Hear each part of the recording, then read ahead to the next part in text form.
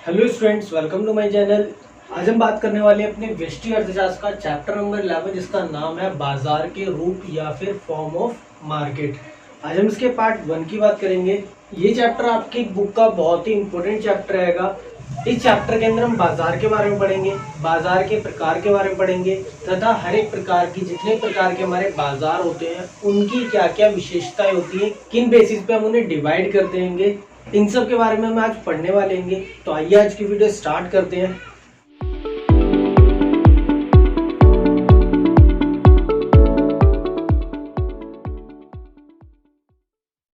सबसे पहले बात करते हैं हम बाजार के अर्थ की, यानी कि बाजार की परिभाषा होती क्या है या फिर बाजार की अवधारणा क्या होती है।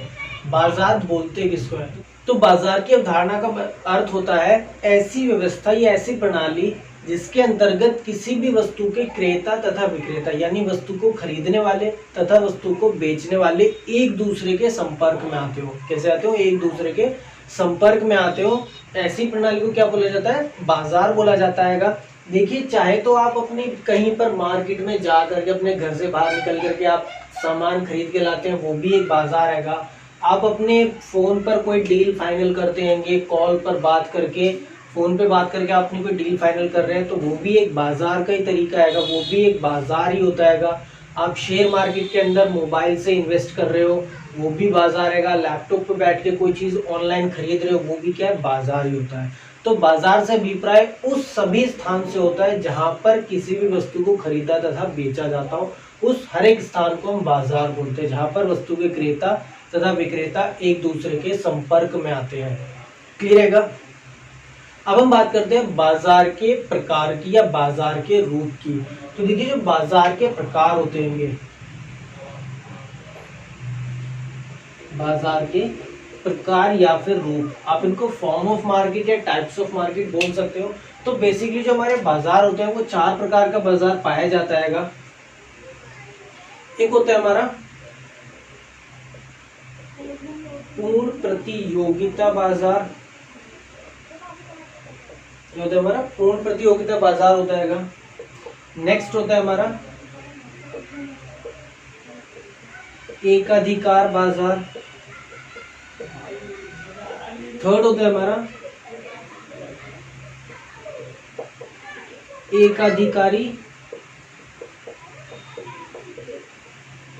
प्रतियोगिता बाजार।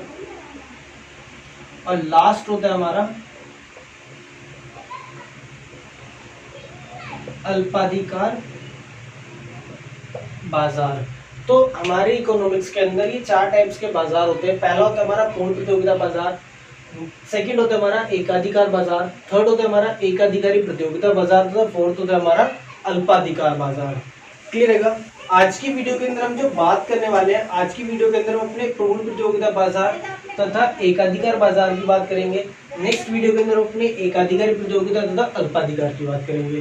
तो आज की वीडियो के अंदर हम पढ़ने वाले हैं सबसे पहले पूर्ण प्रतियोगिता बाजार और उसके बाद हम एकाधिकार बाजार। तो देखिए, सबसे पहले बात करते हैं अपने पूर्ण प्रतियोगिता बाजार के बारे में।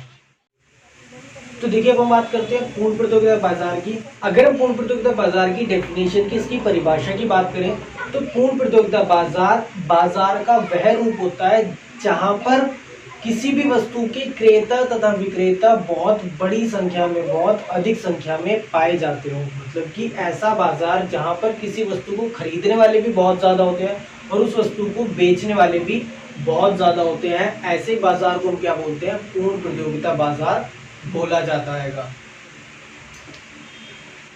ऐसे बाजार को क्या बोला जाता है? पूर्ण प्रतियोगिता बाजार बोला जाता है। एग्जाम्पल के लिए अगर हम देखें तो जैसे हमारा अमूल दूध है, अमूल का दूध है, तो अब देखिए यहाँ पर अमूल दूध को बेचने वाली जो दुकानें हैं वो भी कितनी सारी हैं। हर एक दुकान पर आपको मिल जाता है जो अमूल दूध होता है, हर एक डेयरी पर या और किसी दुकानों पर भी मिल जाता है। और इसको खरीदने वाले भी कितने हैं? बहुत सारे होंगे। तो ऐसा बाजार जिसके अंतर्गत किसी भी वस्तु को बेचने वाले और उसको खरीदने वाले यानी उस वस्तु के विक्रेता तथा क्रेता दोनों ही कैसे हो? बहुत बड़ी संख्या में पाए जाते हो। उसी बाजार को हम क्या बोलते हैं? पूर्ण प्रतियोगिता बाजार या फिर परफेक्ट कंपटीशन मार्केट बोला जाता है। क्लियर है?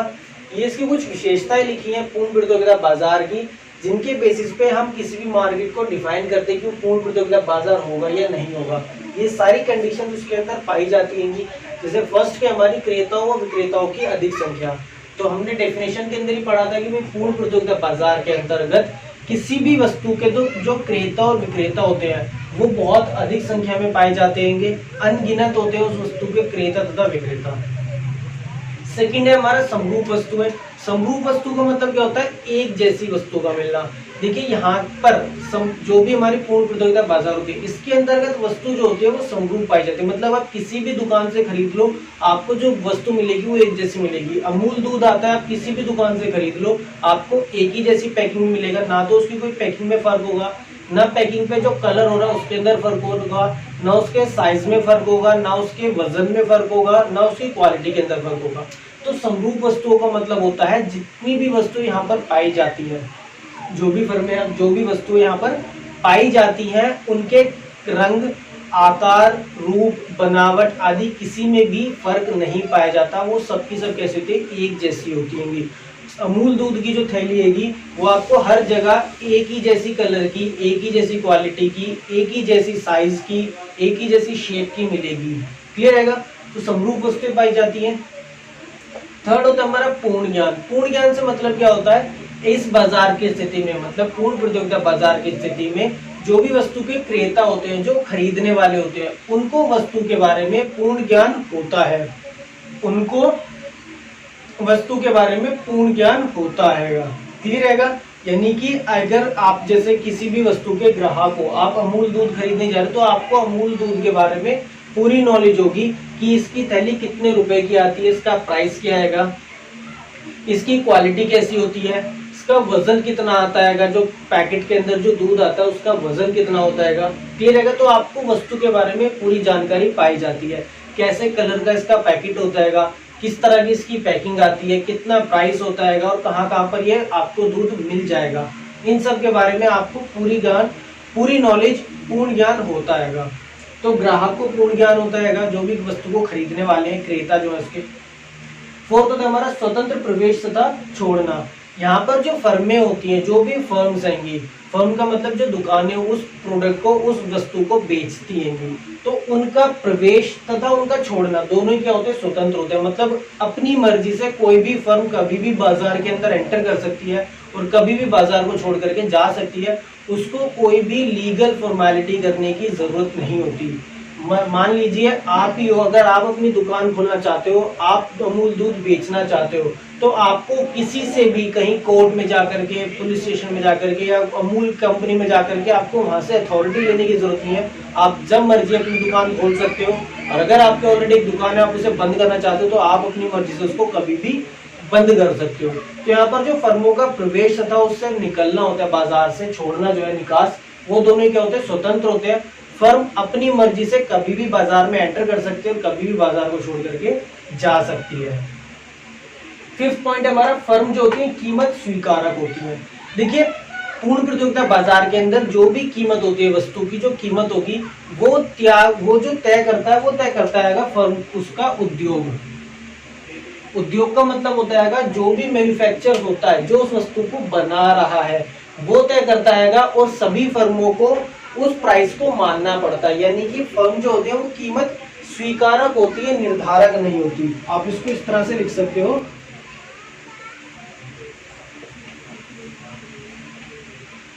निर्धारक नहीं। फर्म जो होती है वो कीमत स्वीकारक होती है, निर्धारक नहीं। मतलब कि फर्म अपनी मर्जी से किसी भी वस्तु के प्राइस तय नहीं कर सकती। यहाँ पर जो होती है कि फर्म को जो भी प्राइस उसने, उद्योग ने तय करके दे रखा है, उसको वही मानना पड़ता है, वो उसको चेंज नहीं कर सकती। जैसे अगर हमारी अमूल की जो पैकेट है, अमूल का दूध, मान लीजिए 28 रुपीज का आता है, कितने का आता है, 28 रुपीज का आता है, तो फर्म उसको अपनी मर्जी से 28 से कम या ज्यादा नहीं कर सकती। ना तो वो उसको 27 में बेच सकती है और ना ही वो 29 का कर सकती है। उद्योग ने उसका प्राइस 28 तय करके दिया है, तो फर्म को ये प्राइस मानना ही पड़ेगा। क्लियर है? मानना ही पड़ेगा। अगर वो इससे कम या ज्यादा कर देगी तो उसमें उसी का नुकसान है। तो पूर्ण प्रतियोगिता बाजार के अंदर जो फर्म होती है हमारी, कीमत स्वीकारक होती है, निर्धारक नहीं होती। अब देखिए ये कीमत स्वीकारक होती क्यों है, इनके पीछे कारण क्या होता है। तो इसके 3 कारण होंगे, आप पहले ही पढ़ चुके हो, दोबारा से देख लेते हैं। एक तो फर्मों की संख्या, फर्मों की संख्या। सेकंड क्या होता है हमारा, पूर्ण ज्ञान। और थर्ड क्या हमारे पास में, समरूप वस्तु है। इन तीन कारणों की वजह से फर्म जो होती है वो कीमत को स्वीकार करने वाली होती है, निर्धारित करने वाली नहीं होती। देखिए फर्मों की संख्या, क्योंकि पूर्ण प्रतियोगिता बाजार के अंदर फर्मों की संख्या बहुत ज्यादा होती है। मान लीजिए आपकी कॉलोनी के अंदर 5 दुकानें ऐसी हैं जहां पर आपको अमूल का दूध मिलता है।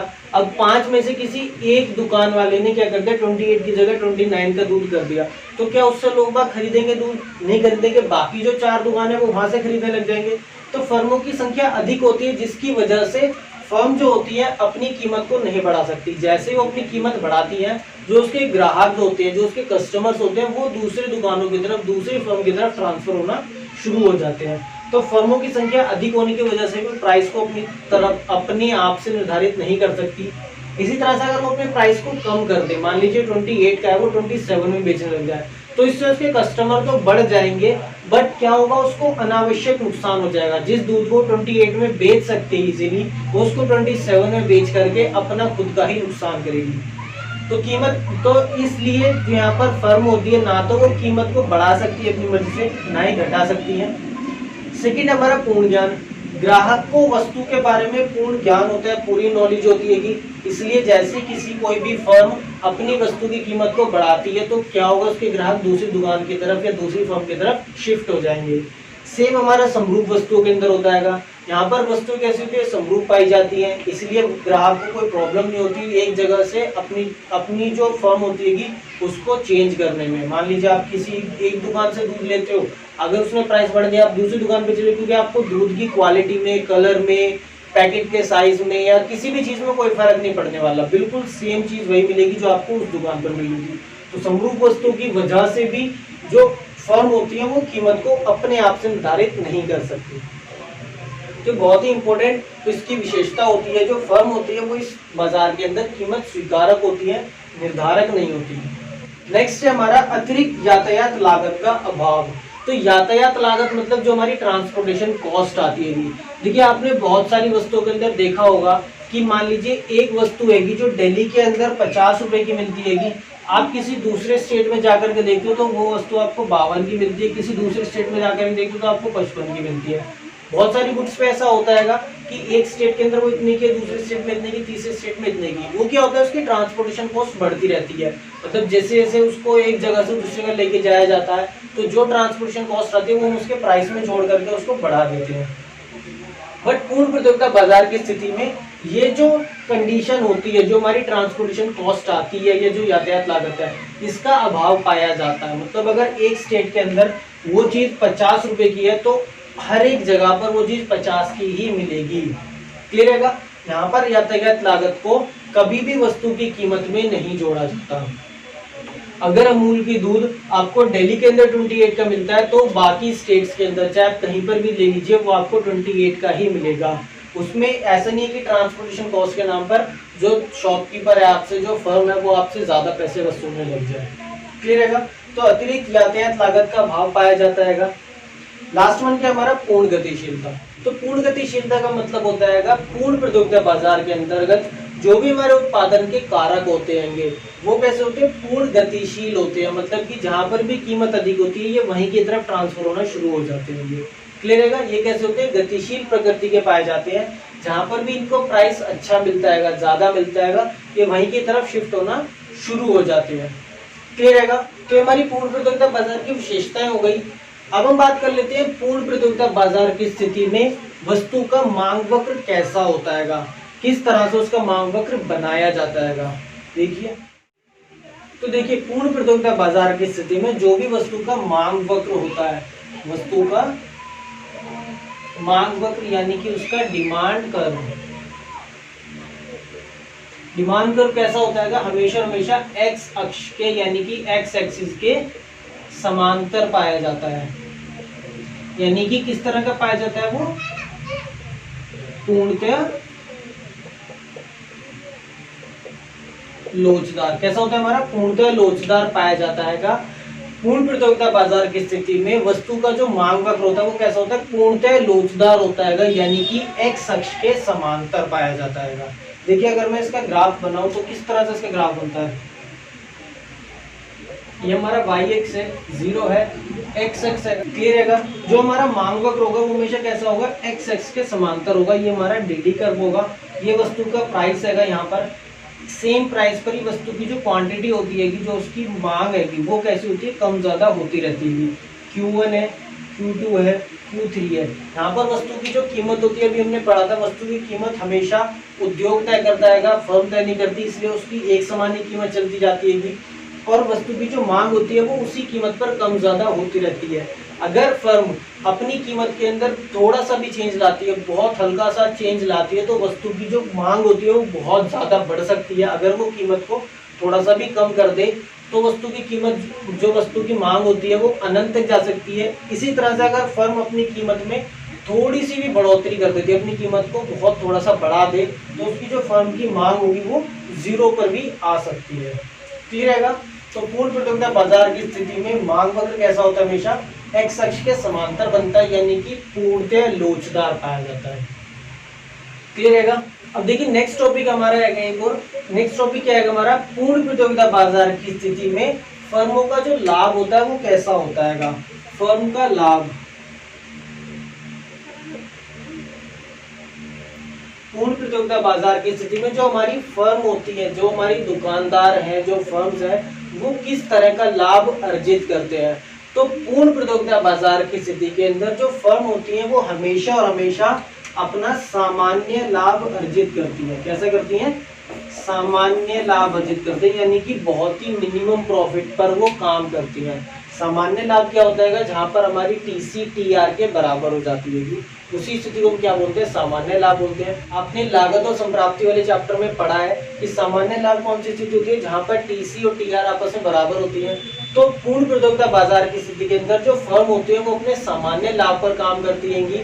क्योंकि देखिए अगर यहाँ पर फर्म को असामान्य लाभ होने लग जाए, मतलब कि अगर वो अपना अतिरिक्त लाभ कमाने लग जाए, तो क्या होगा, यहाँ पर फर्मों के प्रवेश जो होता है वो स्वतंत्र हो जाएगा, जिसकी वजह से फर्म क्या होंगी, ज्यादा से ज्यादा एंटर करने लग जाएंगी। एग्जाम्पल से समझ लेते हैं। मान लीजिए एक फर्म का, अगर किसी भी फर्म का जो प्रॉफिट हैगा वो कंटिन्यू बढ़ता जा रहा है। हम ये मान लेते हैं कि पूर्ण प्रतियोगिता बाजार की स्थिति के अंदर जो फर्म है अभी, उनको क्या हो रहा है, अपना एक्स्ट्रा प्रॉफिट हो रहा है, उनका जो प्रॉफिट है वो बढ़ता जा रहा है, उनको अतिरिक्त लाभ हो रहा है। अभी इस कंडीशन के अंदर फर्म की जो संख्या है बाजार के अंदर वो 100 है। बाजार के अंदर संख्या क्या है, 100 फर्म अभी काम कर रही है एक उद्योग के अंदर, जो उस वस्तु को बेचती है। उनका जो प्रॉफिट है वो कंटिन्यू बढ़ता जा रहा है, यानी कि उनको अतिरिक्त लाभ हो रहा है। तो देखिए जब फर्मों का प्रॉफिट बढ़ेगा तो उससे क्या होगा, फर्मों जो दूसरी फर्म है जो किसी दूसरी वस्तु को विक्रय करती हैं या दूसरी वस्तु को बेचती है, वो भी क्या होंगी, इसी उद्योग के अंदर ट्रांसफर होने लग जाएंगी। ये क्या होगी, 100 से प्लस होती चली जाएगी, जिसकी वजह से फर्मों के अंदर क्या होगी, जिसकी वजह से बाजार के अंदर क्या होगी, उस वस्तु की सप्लाई बढ़ जाएगी, उस वस्तु की सप्लाई बढ़ जाएगी। मान लीजिए भाई पहले उसको बेचने वाले सिर्फ 100 लोग थे, अब उसको बेचने वाले 200 लोग हो गए, 200 फर्म हो गई, 100 फर्म और एंटर कर गई। तो क्या होगा, पहले बेचने वाले 100 थे, बेचने वाले कितने हो गए, 200 हो गए। फर्म की सप्लाई जो थी, जो उस वस्तु की सप्लाई थी, पूर्ति थी, वो बढ़ गई। और जब पूर्ति बढ़ जाएगी तो मांग वक्र कहाँ हो जाएगा हमारा, जो वस्तु की कीमत है वो कहाँ पे वापस से अपनी पुरानी कीमत पर ही आ जाएगी, जिसकी वजह से फर्मों का क्या होगा, दोबारा से सामान्य लाभ की स्थिति में आ जाएगी। इसी प्रकार अगर फर्मों का जो प्रॉफिट है वो नीचे गिरता जा रहा है, कम हो रहा है, मतलब कि उनको लॉस हो रहा है, तो देखिए लॉस की स्थिति में क्या होगा, अगर वहां पर 100 फर्म थी तो क्या होगा, कुछ फर्में वहां से छोड़ के चली जाएंगी, क्योंकि उनको लॉस होने लगेगा, दुकानें बंद कर देंगी, उस वस्तु को बेचना बंद कर देंगी। इनकी संख्या क्या होगी, घट करके क्या रहेगी, 50 रह गई। और जब संख्या 50 रह गई, यानी कि इनकी पूर्ति क्या हो गई, और कम हो गई। पहले 100 बेचने वाले थे, अब क्या हो गए, 50 ही बेचने वाले रह गए। और पूर्ति कम होने से क्या होगा, जो वस्तु की कीमत होगी वो वापस से बढ़ करके ऊपर की तरफ चली जाएगी, और फर्म क्या होगी, वापस से अपने सामान्य लाभ की स्थिति में आ जाएगी। क्लियर है। तो पूर्ण प्रतियोगिता बाजार की स्थिति के अंदर फर्म जो होती है हमेशा सामान्य लाभ कमाती होंगी, क्योंकि अतिरिक्त लाभ की स्थिति में दूसरी फर्में या नई फर्में बाजार के अंदर प्रवेश करना आरंभ कर देती हैं, जिसकी वजह से वस्तु की कीमत घट करके अपनी पुरानी कीमत पर ही आ जाती है। और असामान्य हानि की स्थिति में, यानी कि जब फर्मों को हानि हो रही होती है कि लॉस कम, प्रॉफिट कम हो रहा होता है उनका, तो उस स्थिति के अंदर जो दूसरी फर्में होती हैं, जो हमारी पुरानी फर्म काम कर रही थी अभी, वो उस उद्योग को छोड़ करके जाने लगी थी, जिसकी वजह से पूर्ति कम होती है और वस्तु की जो कीमत होती है वो बढ़ करके अपनी सामान्य लाभ की स्थिति पर ही आ जाती है। क्लियर रहेगा? तो ये हमारा पूर्ण बाजार का टॉपिक खत्म हो गया। अब हम बात करते हैं अपने एकाधिकार बाजार के बारे में। तो देखिए, अब हम बात करते हैं अपने एकाधिकार बाजार की, यानी कि अपनी मोनोपोली मार्केट की। तो देखिए, एकाधिकार बाजार होता क्या है? जैसे इसके नाम से पता लग जाता है, एकाधिकार यानी कि एक का अधिकार, यानी कि ऐसा बाजार या बाजार का वह रूप जहां पर किसी एक व्यक्ति या एक ही फर्म का अधिकार हो, जहां पर किसी भी वस्तु को बेचने वाला सिर्फ एक ही विक्रेता हो, एक ही व्यक्ति हो, ऐसे बाजार को हम क्या बोलते हैं? एकाधिकार बाजार बोलते हैं। यानी कि अगर किसी भी वस्तु का जो विक्रेता होता है वो सिर्फ एक ही विक्रेता है और कोई उस वस्तु को बेच ही नहीं सकता वहां पर, तो ऐसे बाजार को हम क्या बोलेंगे? एकाधिकार बाजार बोलते हैं। अगर मैं इसके एग्जाम्पल की बात करूं तो देखिए, आपने नाम जरूर सुना होगा, गए भी होंगे आप, इंडियन रेलवे। आपने सुना ही होगा इंडियन रेलवे, यानी कि भारतीय रेल। तो भारतीय रेल क्या आएगी? जो भी हमारा बाजार है उसके अंदर इसकी क्या है? मोनोपोली चलती है, एकाधिकार रहेगा। आपने कभी इंडियन रेलवे के अलावा किसी और की ट्रेन को पटरी पर चलते हुए देखा है? बिल्कुल नहीं। ट्रेन जितनी भी चलती है वो सबकी सब किसकी होती है? इंडियन रेलवे जो हमारा ऑर्गेनाइजेशन है, इंडियन गवर्नमेंट के पास में जो रेलवे डिपार्टमेंट है, उसी रेलवे डिपार्टमेंट की ट्रेन खाली पटरी पर चल सकती है। आप अपनी मर्जी से या कोई भी कंपनी, दूसरी कंपनी या दूसरा व्यक्ति अपनी मर्जी से अपनी ट्रेन को नहीं चला सकता। क्लियर है ना? तो भारतीय रेल या जो इंडियन रेलवे है वो क्या हमारा एकाधिकार बाजार का एक एग्जाम्पल है। यहाँ पर सिर्फ और सिर्फ एक ही व्यक्ति है जो इंडियन रेलवे की सप्लाई करता है, यानी कि अपनी ट्रेनें चलाता है। जो कौन है? Railway department. भारत का रेल विभाग जो है, रेलवे डिपार्टमेंट है, रेल मंत्रालय, वही अपनी ट्रेन को चलाता है इंडिया के अंदर ट्रेन। ठीक है, इंडिया के अंदर। तो ये क्या होती है? हमारी एकाधिकार बाजार होता है, जिसके अंतर्गत किसी भी वस्तु का जो विक्रेता होता है वो सिर्फ एक ही होता है, मतलब कि एक ही व्यक्ति का अधिकार पाया जाता है पूरे बाजार पर। अगर हम इसकी बात करें उसकी विशेषताओं की, तो देखिए, फर्स्ट क्या होती है? वस्तु का एक विक्रेता तथा अनेक क्रेता। हमें पहले पता लग गया, यहाँ पर वस्तु के जो विक्रेता होते हैं सिर्फ एक ही होता है और क्रेता उसके अनेक होते हैं। क्योंकि यहाँ पर जैसे मान लीजिए भारतीय रेल है, तो इसके अंदर इसके क्रेता कितने होते हैं? ट्रेन के अंदर सफर करने वाले कितने हैं? ऑल ओवर इंडिया में जितने भी लोग रहते हैं वो सभी ट्रेन के अंदर सफर करते हैं। वो सभी क्या है? रेलवे डिपार्टमेंट के क्रेता है, कस्टमर्स है। तो यहाँ पर वस्तु के जो क्रेता होते हैं वो बहुत सारे होते हैं, लेकिन विक्रेता सिर्फ और सिर्फ एक ही पाया जाता है। नेक्स्ट है हमारा नई फर्मों के प्रवेश पर पूर्ण प्रतिबंध। इस तरह के बाजार के अंतर्गत जो भी हमारी नई फर्में होती हैं उन पर पूर्ण प्रतिबंध पाया जाता है, पूर्ण प्रतिबंध होता है, यानी कोई भी नई फर्म कभी भी उस उद्योग के अंदर एंटर नहीं कर सकती। इंडियन रेलवे के अलावा कोई और कंपनी या कोई और व्यक्ति अपनी ट्रेन पटरियों पर चला ही नहीं सकता। क्लियर है ना? तो नई फर्मों के प्रवेश पर पूरी तरह से प्रतिबंध पाया जाता है। थर्ड क्या होता है हमारा? निकटतम स्थानापन्न का अभाव। निकटतम स्थानापन्न मतलब कि ऐसी वस्तुओं के जो स्थानापन्न होते हैं, सब्स्टिट्यूट होते हैं, उनका अभाव पाया जाता है। इस तरह के बाजार के अंतर्गत जो भी हमारे उन वस्तुओं के निकटतम स्थानापन्न होते हैं, जो भी उन वस्तुओं के सब्स्टिट्यूट होते हैं, उनका अभाव पाया जाता है। देखिए, एग्जाम्पल देख लेते हैं। आपने एक नाम सुना होगा एक का शुगर फ्री। शुगर फ्री का नाम सुना होगा, जो डायबिटीज पेशेंट्स को दी जाती है ताकि वो चीनी का यूज कम करे।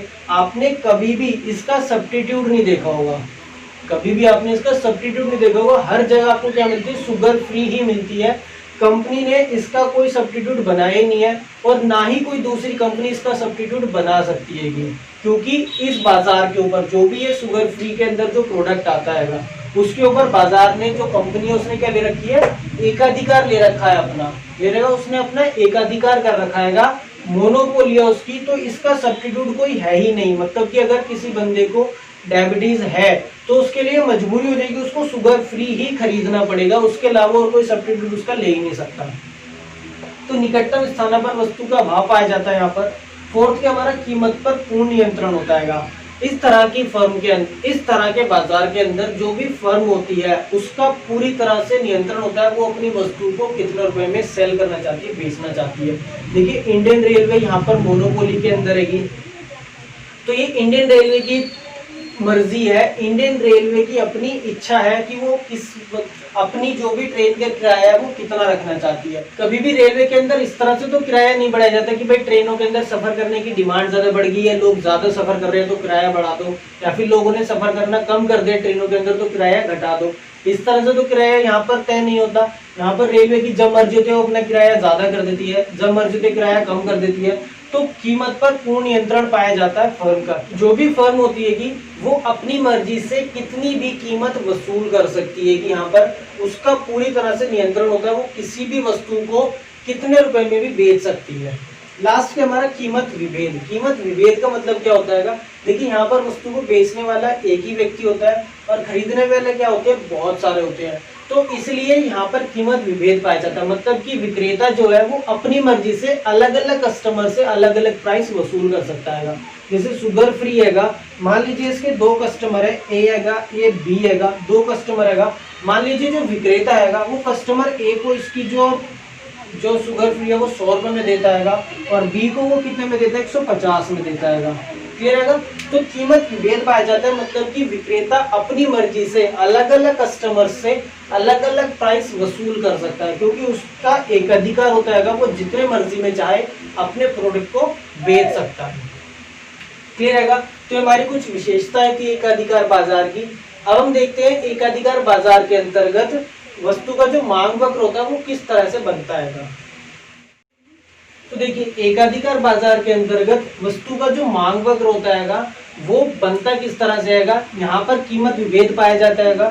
इसका मतलब क्या होता है, जैसे जैसे एक उपभोक्ता जो होता है अपनी वस्तु की मांग को बढ़ाता जाता है, उस वस्तु की कीमत क्या होती है, कम होती जाती है। यानी कि वस्तु का जो मांग वक्र होता है वो हमेशा ऊपर से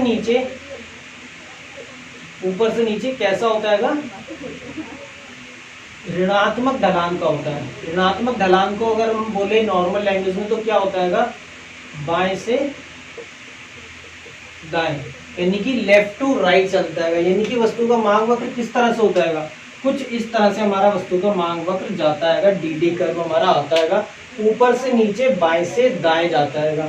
देखिए जैसे ही मान लीजिए इस प्राइस पर वस्तु की जो क्वांटिटी हैगी वो इतनी हो जाती है कि अगर इसके अंतर्गत कस्टमर क्या करता है, अपनी क्वांटिटी को बढ़ा देता है, वो यहाँ से आकर के वो इस क्वांटिटी Q1 पर आ जाता है, तो उसका प्राइस क्या होता है, वो कम हो जाता है। क्लियर है? P1 अगर वो अपनी क्वांटिटी को बढ़ाता है तो उसका प्राइस क्या हो जाता है, कम हो जाता है। यानी कि एकाधिकार बाजार के अंतर्गत जैसे जैसे हम अपनी वस्तु की मांग को बढ़ाते जाते हैं, उस वस्तु की जो कीमत होती है वो कम होती चली जाती है। क्लियर है? तो पूर्ण प्रतियोगिता बाजार के अंतर्गत वस्तु का मांग वक्र कैसा होता है, ऊपर से नीचे ऋणात्मक ढलान का, यानी कि बाएं से दाएं होता है, लेफ्ट टू राइट। क्लियर है? ये तो बात होगी हमारे इसके ढलान की कि एकाधिकार बाजार में वस्तु का मांग वक्र कैसा होता है।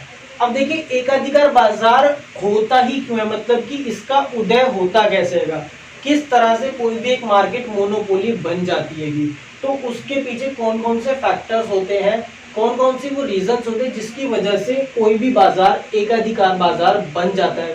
इसके उदय के कारण क्या है, उदय होने के, इसको बनने के कारण क्या होते हैं। तो देखिए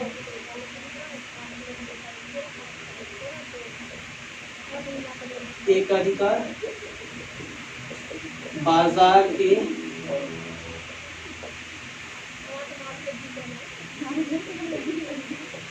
उदय होने के कारण, देखिए किन किन कारणों से एकाधिकार बाजार का उदय होता है। तो फर्स्ट क्या होता है हमारा, पेटेंट। फर्स्ट क्या हमारा, पेटेंट। तो देखिए पेटेंट होता क्या है, पेटेंट एक ऐसा अधिकार होता है जिसके द्वारा आपको किसी भी वस्तु के डिजाइन का, बनावट का, रंग का, इन सब का अधिकार मिल जाता है। मतलब कि अगर आपने किसी वस्तु का पेटेंट करा लिया, डिजाइन का पेटेंट करा लिया, तो फिर उस डिजाइन की वस्तु या उस बनावट की वस्तु बना ही नहीं सकते। जैसे आपने एक देखा होगा फ्रूटी को, फ्रूटी देखा होगा, जो 5 रुपए वाली फ्रूटी की कैन जो आती है वो अलग से डिजाइन की आती है, उसका क्या कर रखा है आपने, उस तरह के डिजाइन में कभी भी किसी और कंपनी की जो भी कोल्ड ड्रिंक आती है उसको नहीं देखा होगा। वो उसका पेटेंट किसके पास में, फ्रूटी कंपनी के पास में। फ्रूटी कंपनी का उसका पेटेंट करा रखा उस डिजाइन का, जिसकी वजह से कोई और कंपनी उस डिजाइन को बना ही नहीं सकती। तो ये क्या होता है, हमारा पेटेंट अधिकार होता है। इस अधिकार के बाद में आपको उस वस्तु के डिजाइन का, बनावट का, रंग का अधिकार मिल जाता है। फिर और कोई भी फर्म या और कोई भी कंपनी उस डिजाइन को या उस बनावट को इस्तेमाल नहीं कर सकती। क्लियर है? सेकंड क्या होता है हमारा,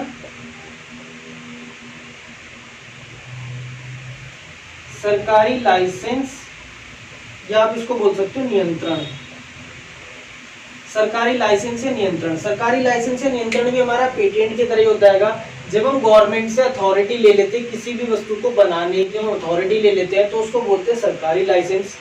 इसके अंतर्गत सरकार क्या होती है कि सरकार किसी एक व्यक्ति को ही किसी भी विशेष वस्तु का उत्पादन का अधिकार दे देती है। यानी कि जब सरकार अपनी तरफ से खुद से किसी व्यक्ति को एक अधिकार दे देती कि आपको ही ये काम करना है, तो उसे क्या बोलते हैं, सरकारी लाइसेंस या नियंत्रण। जैसे हमारी भारतीय रेल है, इंडियन रेलवे, उसके अंतर्गत सरकार ने रेलवे डिपार्टमेंट को ही ये अधिकार दे रखा है कि वो ही अपनी ट्रेन को पटरियों पर चला सकती है, और किसी व्यक्ति के पास में ये अधिकार नहीं है कि वो अपनी ट्रेन को पटरियों पर चला सके। तो ये होता है हमारा सरकारी लाइसेंस या नियंत्रण। थर्ड क्या होता है हमारा, व्यापार गुट। व्यापार गुट से मतलब होता है जब बहुत सारे विक्रेता मिलकर के, मान लीजिए किसी वस्तु को बनाने वाले 5 विक्रेता है, पांचों विक्रेताओं ने मिल करके एक यूनियन बना ली, एक अलग फर्म बना ली, और वो अब उस बाजार के अंदर क्या कर लेते हैं, अपनी मोनोपोली कर लेते हैं। क्या कर लेते हैं, मोनोपोली कर लेते हैं। कि मान लीजिए एक एग्जांपल के लिए, आपकी कॉलोनी के अंदर जैसे अमूल की दूध को बेचने के लिए 5 व्यक्ति थे। कितने थे, 5 व्यक्ति हैं, 5 दुकानदार हैं जो अमूल की दूध को बेचते हैं। उन्होंने क्या करा, पांचों ने मिलकर के यूनिटी बना ली। उन्होंने पांचों ने यूनिटी बना ली, ये तय कर लिया कि भाई 28 की आती है पैकेट, लेकिन हम क्या करेंगे, अब इसको 29 में बेचेंगे। पांचों ने व्यापार गुट कर लिया, उन्होंने यूनियन बना ली कि उन्होंने तय कर लिया भाई हम पांचों 29 का बेचेंगे। तो वो क्या हो गया, एक अधिकार हो गया। अब आपके लिए मजबूरी हो गई, क्योंकि आपको वहां पर 29 का खरीदना ही पड़ेगा, क्योंकि आपके पास में क्या आएगा, और कोई ऑप्शन ही नहीं है। जिसकी दुकान पर भी जाओगे वहां पर आपको 29 का ही मिलेगा। तो ये होता है व्यापार गुट, जब सारे विक्रेता मिलकर के एक यूनियन बना लेते हैं किसी भी वस्तु के प्राइस को लेकर के या उसके डिजाइन को, कलर को लेकर के। नेक्स्ट क्या होता है हमारा,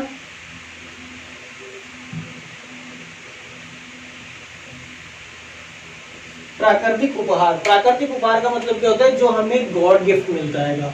मतलब कि किसी व्यक्ति के पास में कोई गॉड गिफ्ट हो, ऐसी वस्तु जो सिर्फ उसी के पास में और किसी के पास में है ही नहीं, तो वो क्या होते हैं, हमारे प्राकृतिक उपहार होते हैं।